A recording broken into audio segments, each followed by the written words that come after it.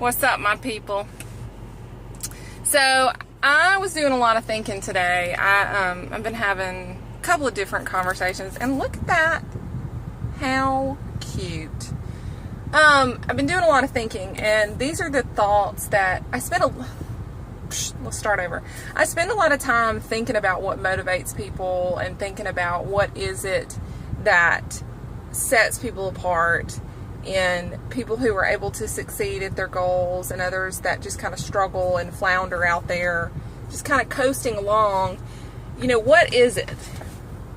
What is the thing that separates these people? Because it's not, it's not something in our DNA. There's not just a majority of the people of the world that are walking around with just excellent DNA. It's just, there's got to be something to this. And so this is the kind of stuff that I think about at night, and I think, I got a tickle.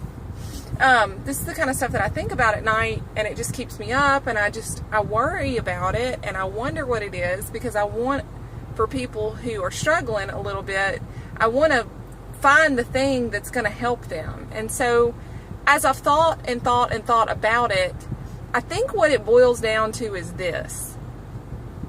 And I was having this conversation with my friend Catherine over a message today, and what it ultimately boils down to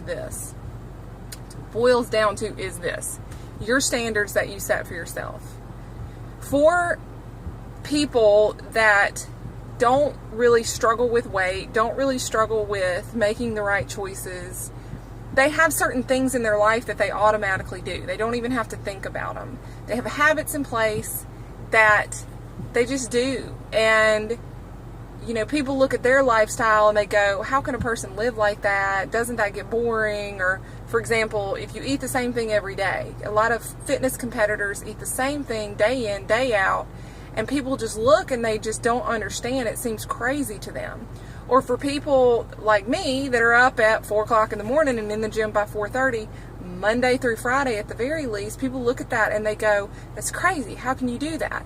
But what it boils down to is the standards that we set for ourselves. Are you a type of person that stands at your fridge and binges until you're sick to your stomach on junk food? Are you a person that is up in the middle of the night eating to fill a void?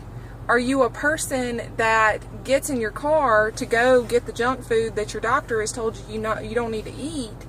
Or are you a person that plans and preps their meals because that food, and whether you want to say it's important to you or not, it may be important to you, but you just can't get that motivation together. But what it boils down to are your standards that you set for yourself.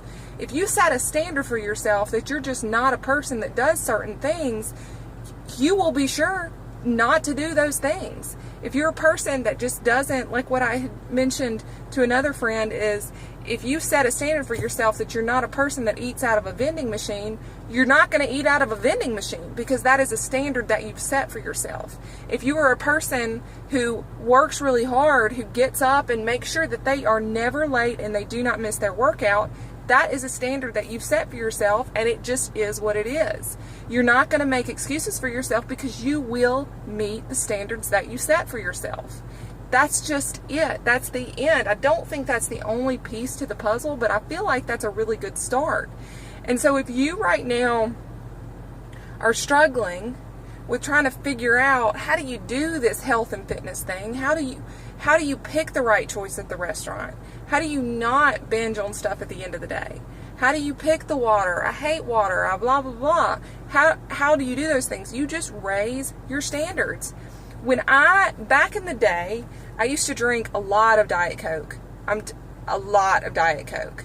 It kind of is funny to me now, because I look at that time of my life and it's like it was a totally different person. Because I really was, and my thought process is the way that I looked at food and exercise.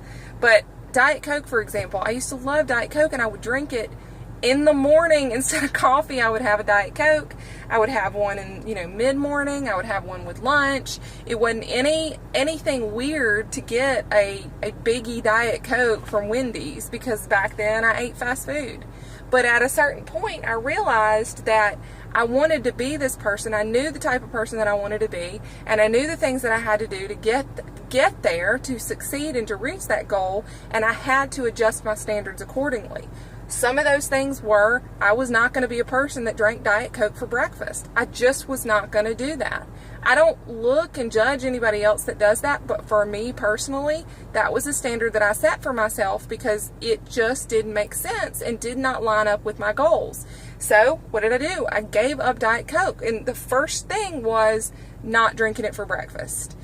Then I moved on to, I was not going to be this person that was going through the drive-thru to get a Diet Coke. I was not going to be a person drinking supersized sodas. I was not going to be a person that did these things, and so I raised my standards for myself. And when I did those things, other things fell into place, and I just developed these healthy habits and tendencies that I don't even have to think about anymore.